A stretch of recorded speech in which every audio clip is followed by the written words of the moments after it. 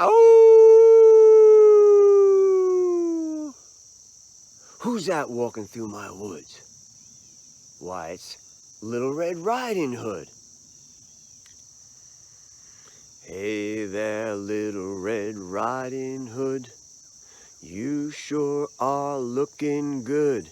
You're everything a big bad wolf could want.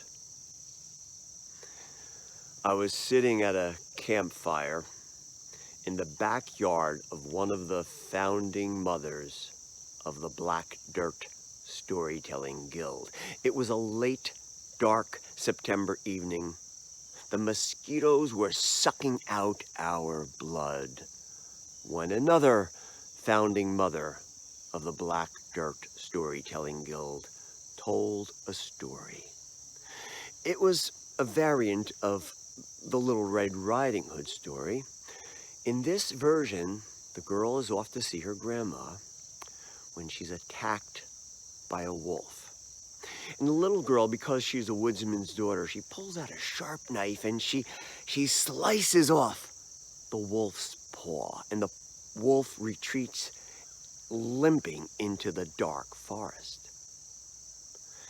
Isn't the young girl surprised when she gets to her grandmother's cottage to find her grandmother in bed, feverish, shaking, and when she pulls back the covers to find her grandmother with a missing hand cut off right at its wrist.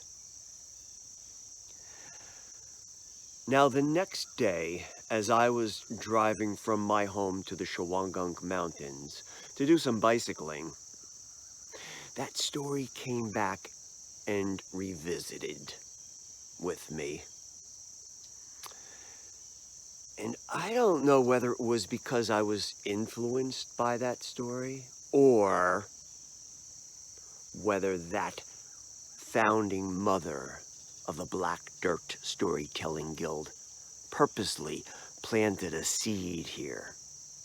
But my own story began to evolve. And here it is. Everyone called her Lil Red. And it wasn't just because of the red hoodie that she always wore, or the color of her hair, which was blazing red.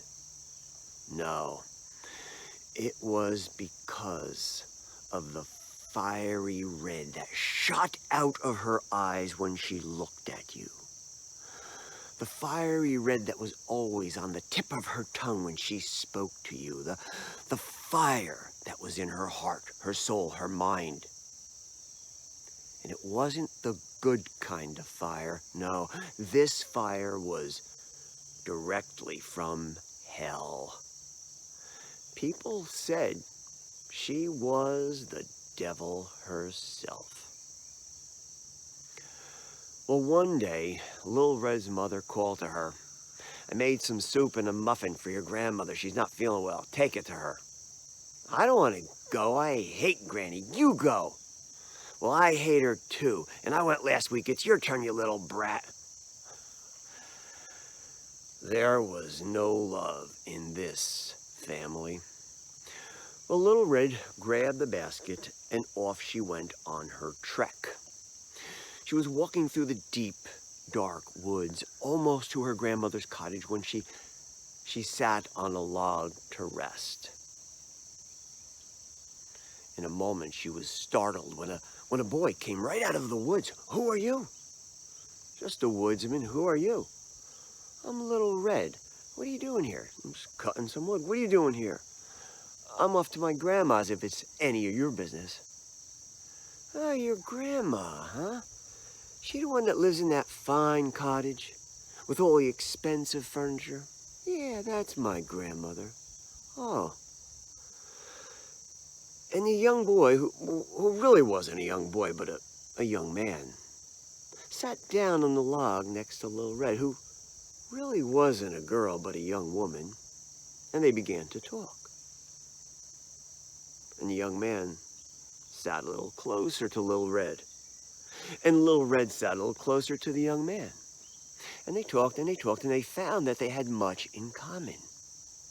And they found that they both wanted to gain as much wealth as they could with the least amount of work. And the young man got Lil Red to talk about her grandmother. Oh, I hate that old witch. She's got all that nice jewelry. Won't even give me one little piece. And then the two got closer and closer, and his arm wrapped around her shoulder, and her arm wrapped around his shoulder, and soon they were entangled. And when they got entangled, they hatched a plan, and they both walked to the grandmother's cottage. Now you wait here while I'm inside. When I give the signal, you come in. Lil Red knocked on the door. Bum, bum, bum. Who's there? It's me, Granny, Lil Red. What do you want? I brought you something to eat, Granny. Well, come on in. Well, Lil Red walked up to her grandmother, who was sitting in her bed. You don't look good, Granny. Well, you don't look very good yourself, you little brat. There was no love in this family. Well, here, Granny, drink the soup that Mom made. It'll make you feel better, and there's a sweet muffin for you. Well, after the grandmother had drunk the soup, eaten the muffin, Lil Red convinced her to lie down. I'll tell you a story, Granny. What kind of story? You'll like it. Just close your eyes and relax. Well, once there was a little girl who came to visit her grandmother. And the grandmother was lying down in her bed. That was the signal. In sneaked the woodsman with his axe over his shoulder. And Lil Red continued. The grandmother was lying peacefully in her bed, listening to a wonderful story. She didn't know about the woodsman. The grandmother quickly opened her eyes, but it was too late. Down came that axe. Chop! And again, chop! And again, chop! And again, and again, and again. Lil Red and the woodsman dragged the body into the woods, far, far into the woods. The woodsman stuffed the body into the hollow of a tree and then concealed it with brush and twigs and branches. They went back to the cottage where they cleaned it meticulously. And then they took all the jewelry, as much as they could carry, all the wealth, the fine things that they found in the cottage, and they left, never to return. Now, the folks who live up in that part of the country, they don't know what happened. Suddenly one day, Lil Red and her grandmother just disappeared. And to most of those folks, that was a good thing for them. And they were never seen or heard again. So I'm going to just give you a little bit of advice. If you ever see a young, burly, handsome guy, and he's accompanied by a young woman with blazing red hair, and she's wearing a red hoodie, my suggestion, get in your house, lock your windows, and lock your door.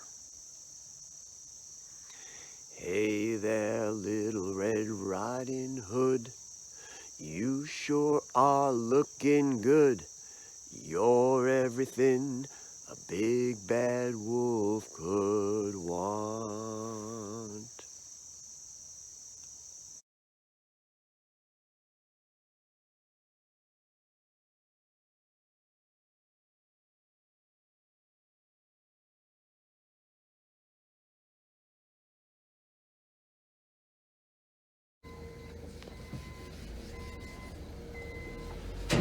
Onions at Pine Island, New York. Look at that. The Great Wall of Onions.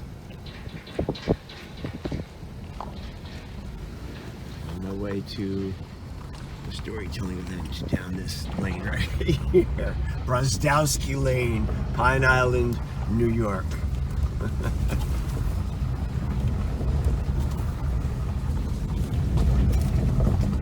Where's her house? Ah, jeez.